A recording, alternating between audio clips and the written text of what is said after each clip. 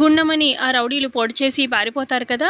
ఇక పల్లవి, ఇటు చరణ్, చంటి మిగతా అందరూ కలిసి ఇక హాస్పిటల్‌కి పరుగు పరుగున స్ట్రెచర్ మీద గుండమ్మని తీసుకెళ్తూ ఉంటారు. డాక్టర్, డాక్టర్ అర్జెంట్‌గా మా అమ్మని చూడండి. పొడి చేశారండి. చాలా రక్తం పోయింది అని చెప్పి పల్లవి ఏడుస్తూ డాక్టర్‌కి చెప్పగానే ఇక డాక్టర్ గుండమ్మని ఐసీయూలోకి తీసుకెళ్ళి ట్రీట్మెంట్ అది చేస్తూ ఉంటారనమాట. ఇక బయట పల్లవి ఏడుస్తూ ఉంటుంది. ఇక ఇదేంటి గుండమ్మకి ఇలా అయింది. ఈ పల్లవి చస్తుందంటే సరేలే గుండమ్మ చచ్చినా పర్లేదు అని చెప్పి అనుకుంటూ ఉంటారు సుమలత, అక్షిత, భువన.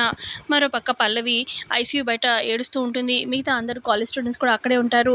ఇక అక్కడే ఉన్న చంటి ఏడవద్దు వదిన, మేడంకి ఏం కాదు అని చెప్పి చెప్తూ ఉంటాడు. ధైర్యం చెప్తూ ఉంటాడు.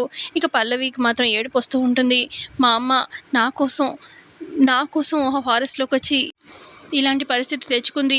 చాలా రక్తం పోయింది చంటి. అందుకే చాలా భయంగా ఉంది అని చెప్పి పల్లవి ఏడుస్తూ ఉంటే ఇక పల్లవి బాధ చూడలేక చరణ్ దగ్గరికొస్తాడు. బాధపడకు పల్లవి అని చెప్పి ఓదారుస్తూ ఉంటే ఇక పల్లవి ఒక్కసారిగా చరణ్ దగ్గరికొచ్చి ఇక బాధలో చరణ్‌ని హగ్ చేసుకుంటుంది. ఇక చరణ్ కూడా బాధపడకు అన్నట్టుగా భుజం తడుతూ ఉంటాడు. ఇక అక్కడే ఉన్న సుమలత, అక్షిత, భువన షాక్‌లో చూస్తూ ఉంటారు.